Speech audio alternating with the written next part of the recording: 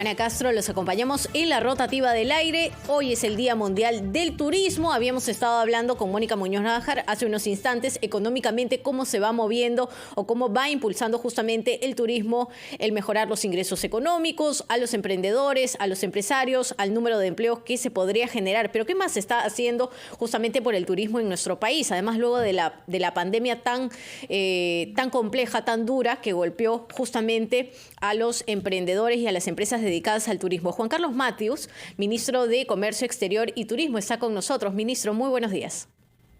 Buenos días, Joana. Buenos días, Carlos. Y muchas gracias por el ministro. espacio. ¿Cómo está? A propósito de lo que he señalado como contexto rápido, ¿cómo va justamente la reactivación? ¿Cuál es el balance en el sector turismo?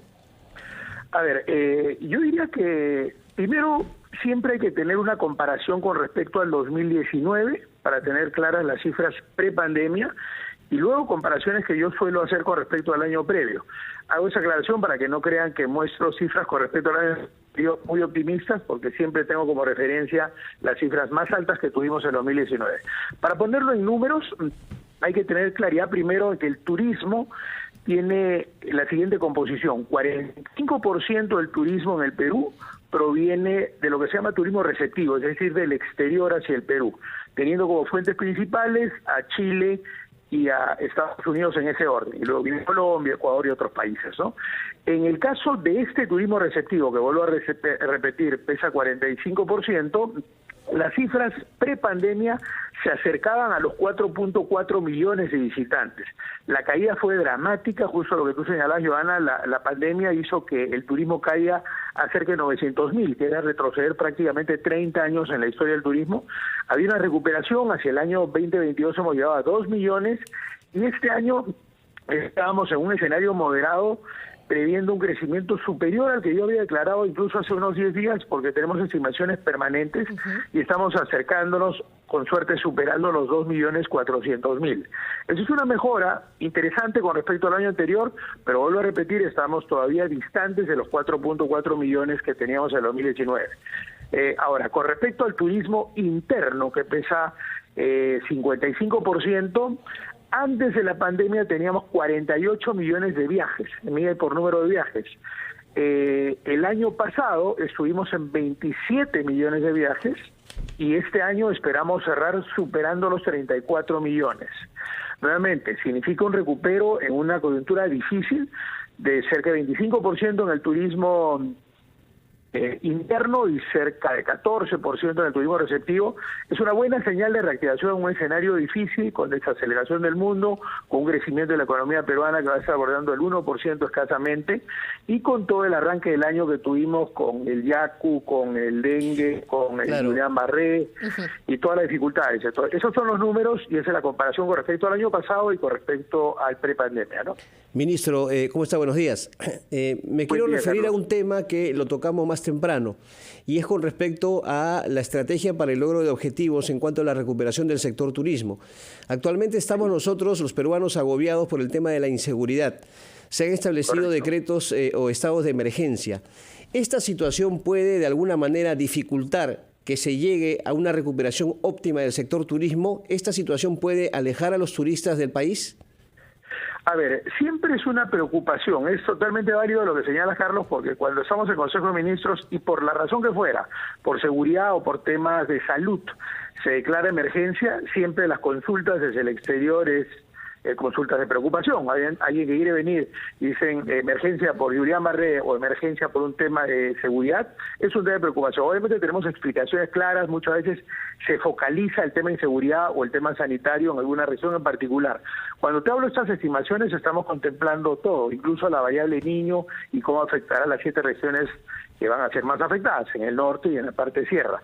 Entonces sí, obviamente es un tema de preocupación, pero es necesario. El tema de seguridad es fundamental, al punto que incluso con presupuestos limitados que tiene Minsectur, aportamos al tema de seguridad para el turista. Hemos aportado 40 motos, 3 buses, 2 lanchas para el tema de Ucayali, digamos, dentro del presupuesto que tenemos para seguridad turística, que es fundamental, ¿no?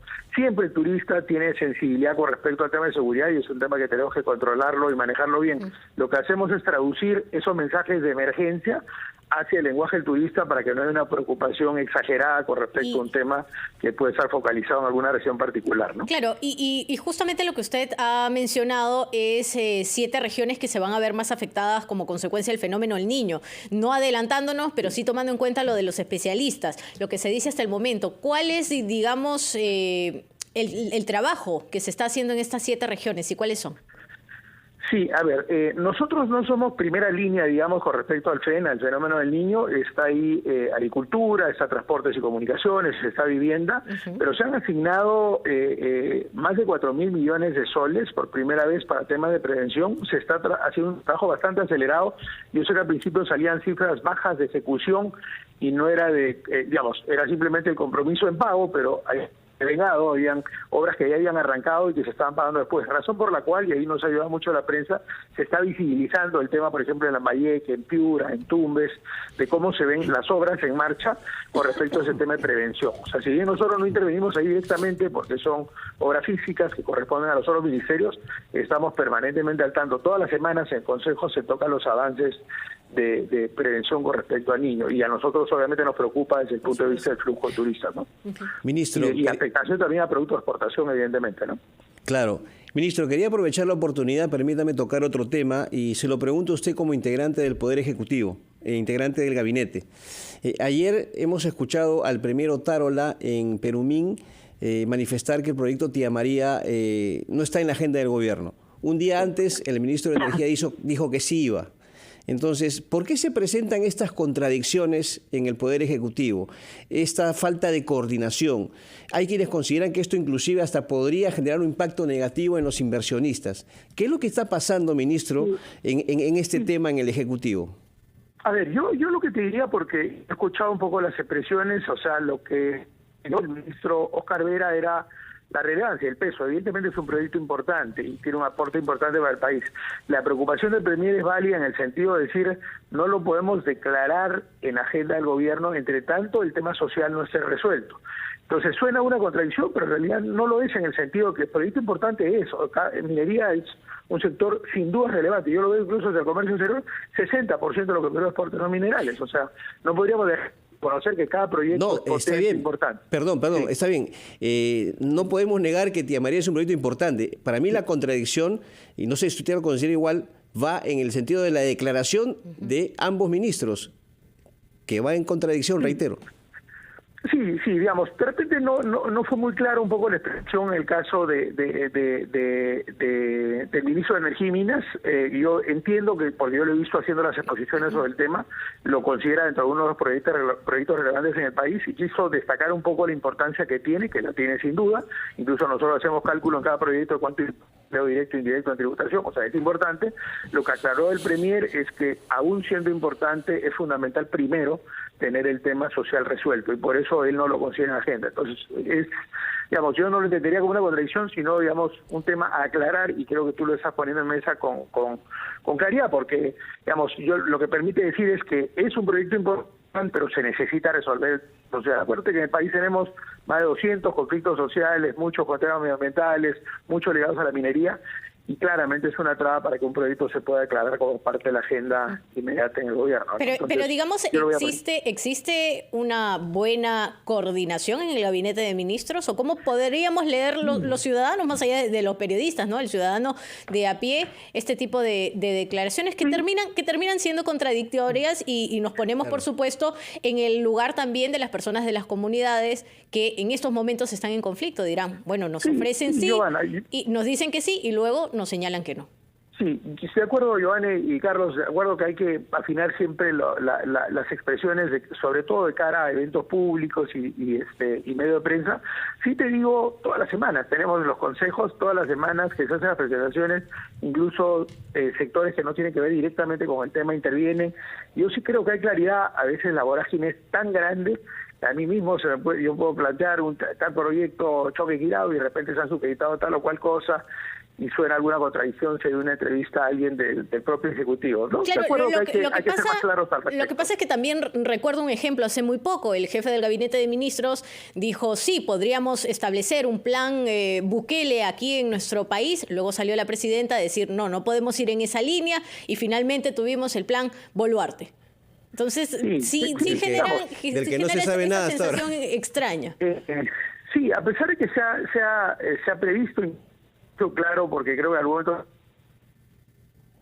¿Ministro? Tenemos un problema con el audio. Es efectivamente Ahora un plan, con una estrategia, con objetivos, y entiendo que va a ser anunciado, no es mi sector directamente, o sea, no podría hablar un poco de fechas al respecto, pero sí se ha mencionado de esa manera. Sí, bacán, yo por eso cada vez que tengo oportunidad, incluso con ustedes, preciso y trato de aclarar, por lo menos de cómo lo veo yo en cada uno de los casos, pero sí, Joana y Carlos, en cada sesión del Consejo, que son largas horas, 3, 4, 5 horas, se trata de cubrir toda la temática. A veces es tan vasta que a veces puede pasar ese tipo de expresiones que suenan a contradicción, pero te digo, más referidas a un tema de forma, Bien. porque en este caso te digo, yo concluiría, es importante el proyecto sin duda, y tiene un impacto importante, eso no se puede discutir, pero tiene que resolver el tema social antes de que sea viable, ¿no? Muy bien, Entonces, ministro. Muchas gracias por su gentileza de estar esta mañana en la rotativa del aire. Ha sido usted muy amable y por supuesto tendremos oportunidad de conversar más adelante. El ministro de Comercio Exterior, Juan Carlos Matius, nos acompañó el día de hoy, 7:47, vamos con los anunciantes. Regresamos.